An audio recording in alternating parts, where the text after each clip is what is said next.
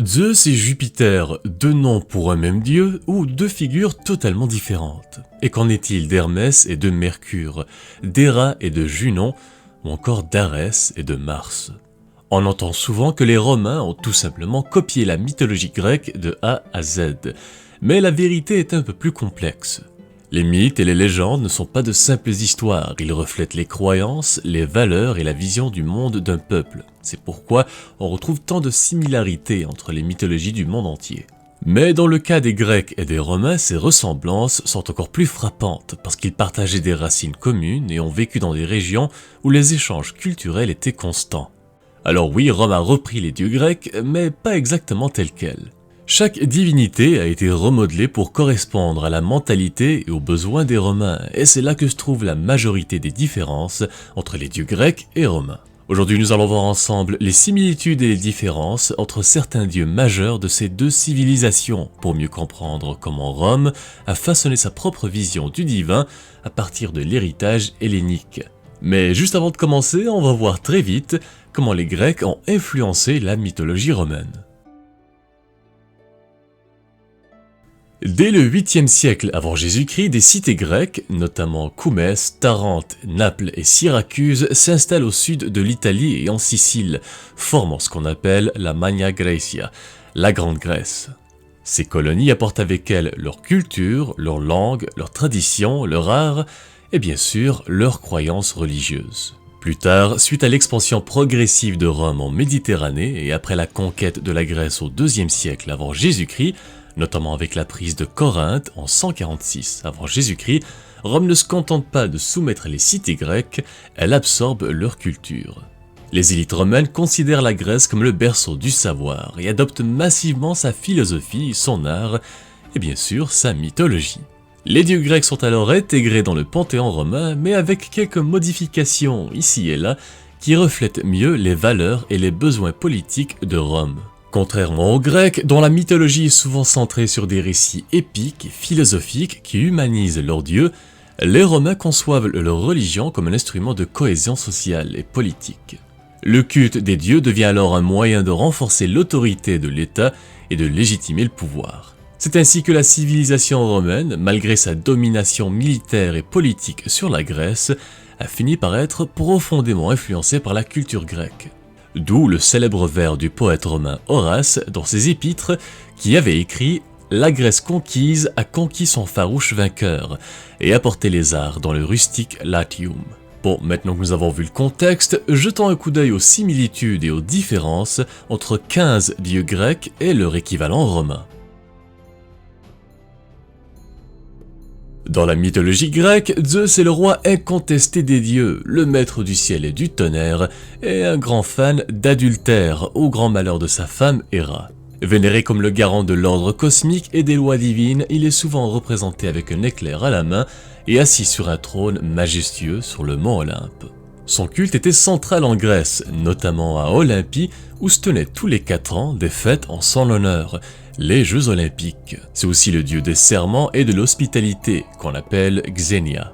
En gros, Zeus est l'un des dieux, sinon le dieu le plus important de la Grèce antique, jouant un rôle fondamental dans les relations humaines et les lois divines. Son équivalent romain, Jupiter, hérite de cette fonction suprême de roi des dieux, mais son rôle est davantage orienté vers l'organisation sociale et politique.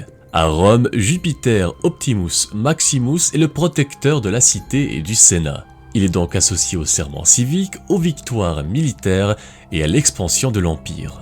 Son lieu de culte principal est le Capitole, où il forme avec Junon et Minerve la triade capitoline, un concept propre aux Romains. Et c'est là l'une des grandes différences entre ces deux dieux. Alors que Zeus règne généralement en tant que figure souveraine, laissant aux autres dieux une certaine autonomie qu'ils utilisent d'ailleurs très souvent pour terroriser les mortels, Jupiter fonctionne en étroite collaboration avec l'État et les institutions romaines. Son culte est directement lié à la prospérité de Rome et à la légitimité des empereurs, qui se présentent souvent comme ses protégés. Poséidon, dieu grec des mers et des tremblements de terre, est surtout connu pour sa colère. C'est un dieu facilement irritable qui n'hésite pas à manier son fameux trident, symbole de son pouvoir sur les océans, pour déclencher tempêtes et raz-de-marée à volonté. C'est aussi entre autres le dieu des chevaux et le protecteur des marins. Son équivalent romain, Neptune, est à l'origine un dieu des eaux douces, avant d'élargir son domaine pour devenir le maître des mers et des océans. Mais son culte reste relativement secondaire à Rome, étant largement éclipsé par ceux de Jupiter et Mars, des dieux plus importants dans la religion romaine. D'ailleurs, son temple principal, situé dans le champ de Mars à Rome, est bien moins imposant que ceux dédiés aux autres grandes divinités romaines. Cette différence s'explique peut-être par la nature de ces deux civilisations. La Grèce est composée d'une péninsule et de nombreuses îles bordées par la mer Méditerranée et la mer Égée. Les anciens Grecs étaient donc très proches de l'eau, ce qui explique l'importance qu'ils accordaient à Poséidon, en particulier dans des villes comme Corinthe, où les voyages en mer étaient essentiels à la prospérité de la cité. Parmi les différences notables entre eux, Neptune est souvent présenté comme une figure plus adoucie et beaucoup moins colérique que Poséidon. Il est davantage associé aux jeux et aux spectacles aquatiques, notamment à travers les Neptunalia, fêtes célébrées en son honneur au milieu de l'été, où l'on demandait de bonnes récoltes et de l'eau pour les terres agricoles. Hadès, frère de Zeus et de Poséidon, est le dieu du monde souterrain et des morts, et contrairement à l'image moderne façonnée par la culture populaire, qui le dépeint souvent comme un être sombre et sans cœur, voire comme une figure diabolique, il n'a en réalité rien de méchant. C'est une divinité rigide et impartiale qui fait tout simplement son travail, veillant à l'application des lois des enfers sans pitié ni aucun favoritisme. Son rôle est de maintenir l'ordre dans le royaume des morts, s'assurant que chaque âme reste à sa place.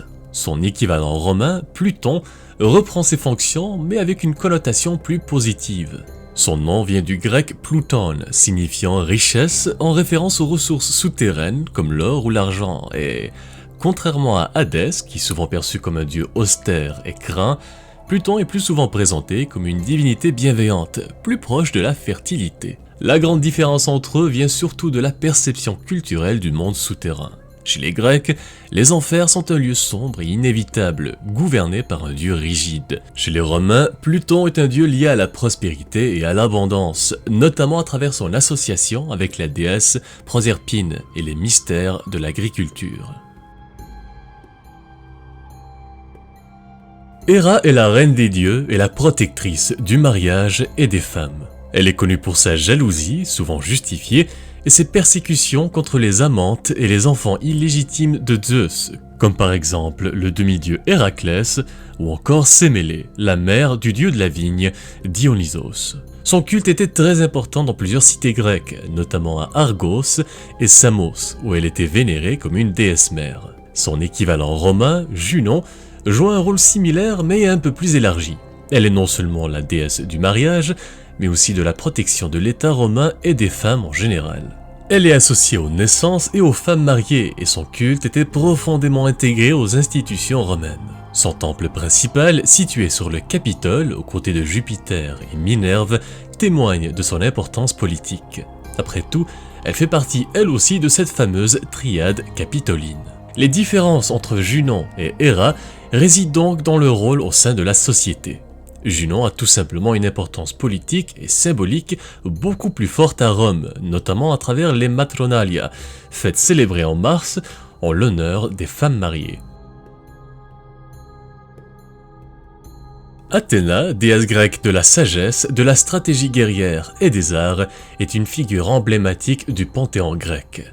Protectrice d'Athènes, dont elle est la divinité tutélaire, elle est associée à la justice, à la raison et à l'intelligence tactique plutôt qu'à la simple brutalité du combat. Elle est souvent présentée en armure avec un casque, une lance et l'égide ornée de la tête de la gorgone Méduse. Son équivalent romain, Minerve, partage plusieurs de ses attributs, notamment son lien avec l'intelligence et les arts. Mais son côté associé avec la guerre est beaucoup moins marqué que celui d'Athéna. Minerve est avant tout une déesse de l'intellect, de la guérison, des sciences et de l'artisanat, et donc son rôle dans tout ce qui est guerre, bataille ou stratégie militaire est plutôt secondaire comparé à la déesse grecque. Une autre distinction majeure est l'importance de Minerve dans la triade capitoline, aux côtés de Jupiter et Junon, ce qui en fait une divinité essentielle au culte officiel de Rome.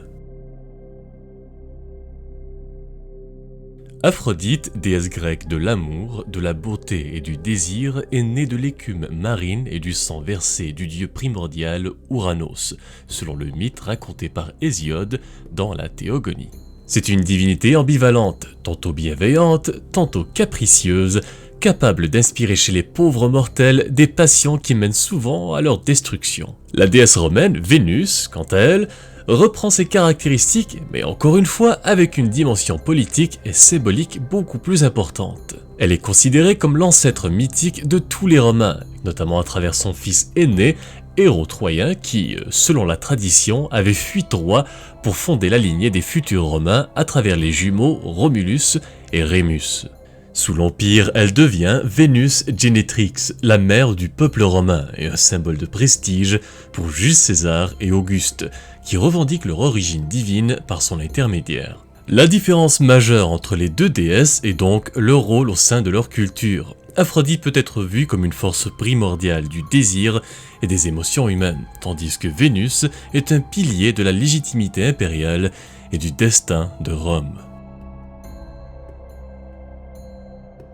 Dans la mythologie grecque, Héphaïstos est le dieu du feu, de la forge et de l'artisanat. Contrairement aux autres Olympiens, qui sont souvent présentés comme étant physiquement parfaits, Héphaïstos, lui, est laid, boiteux et difforme. Mais cela ne l'empêche pas d'être un forgeron exceptionnel, fabriquant des armes et des objets divins inégalés, comme l'armure d'Achille ou encore la fameuse boîte de Pandore. Son équivalent romain, Vulcain, est similaire dans ses fonctions de forgeron et d'artisan, mais avec une autre dimension plus liée aux volcans et aux forces destructrices du feu. Il était célébré au mois d'août lors des Vulcanalia, des fêtes où l'on faisait des sacrifices pour apaiser son pouvoir destructeur. Et d'ailleurs, petit fait intéressant à propos de cette fête, un jour seulement après les Vulcanalia, le 24 août en 79 après Jésus-Christ, le Vésuve entra en éruption, ensevelant Pompéi et Herculanum sous les cendres volcaniques. Assez ironique pour un dieu qu'on cherchait justement à apaiser par ses festivités. Comme si, au lieu de calmer sa colère, elles avaient plutôt attisé sa fureur, précipitant ainsi l'une des plus grandes catastrophes de l'Antiquité. Une autre grande différence entre les deux dieux est leur statut social. Héphaïstos est souvent perçu comme un dieu marginalisé, vivant à l'écart des autres dieux sur l'île de Lemnos. Vulcain en revanche est un dieu respecté et intégré au panthéon romain, son rôle étant essentiel pour la métallurgie et l'armée.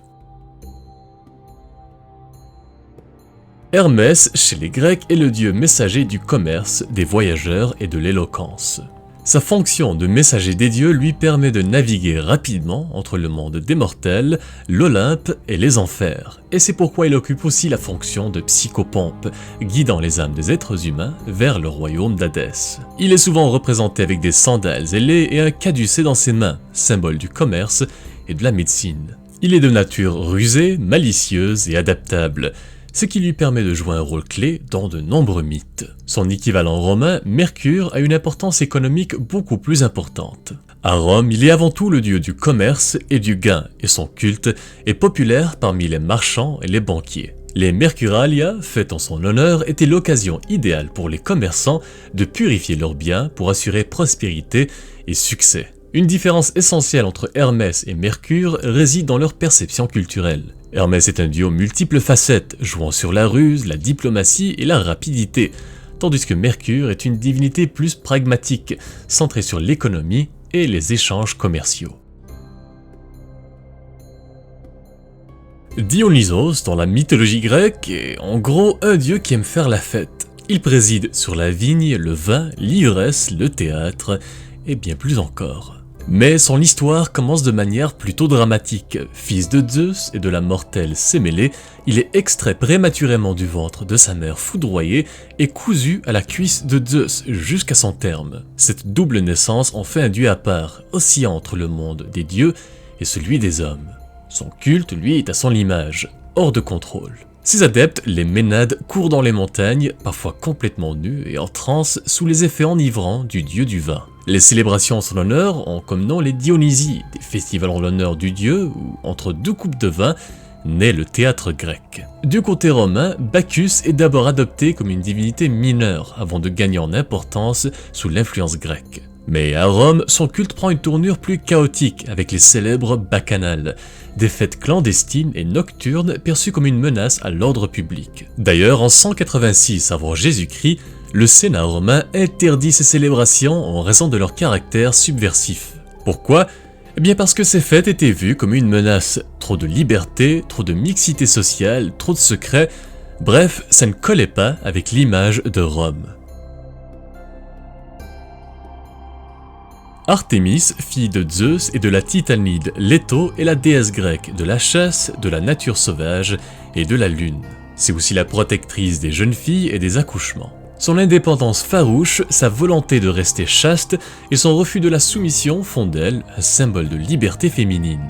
Ses sanctuaires, comme celui d'Éphèse, témoignent de son importance religieuse en tant que grande déesse mère de la nature. Diane, son équivalent romain, conserve ses attributs, mais son rôle évolue. Chez les Romains, elle devient surtout une déesse lunaire et protectrice des femmes. Son culte se développe à Némi, près de Rome, où elle est honorée sous le nom de Diane de Némi, et son rapport avec la fertilité et les cycles naturels se développe davantage. Alors, si Artémis incarne l'aspect sauvage et farouche de la nature, Diane, elle, devient une figure lunaire plus bienveillante et structurée.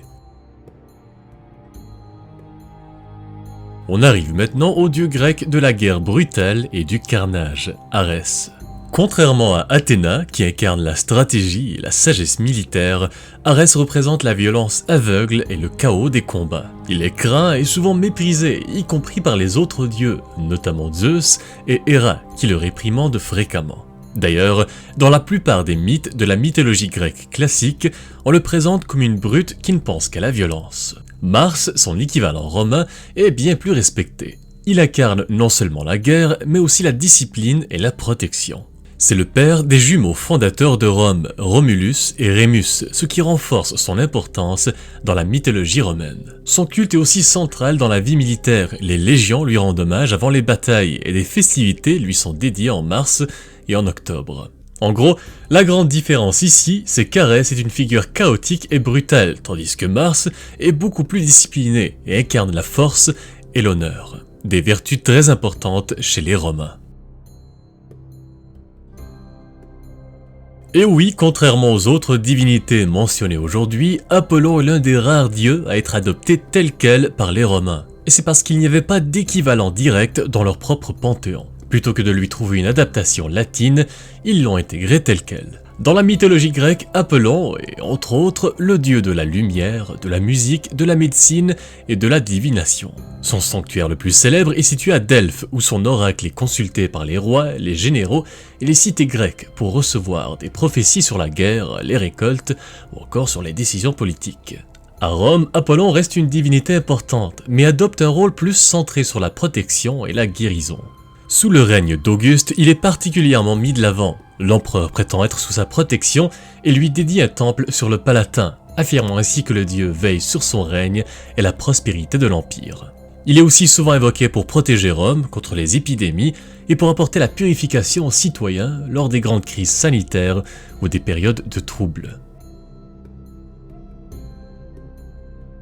Déméter est la déesse grecque de l'agriculture et des moissons. Vous la connaissez tous probablement à travers le mythe lié à l'enlèvement de sa fille, Perséphone, par le dieu des enfers, Hadès.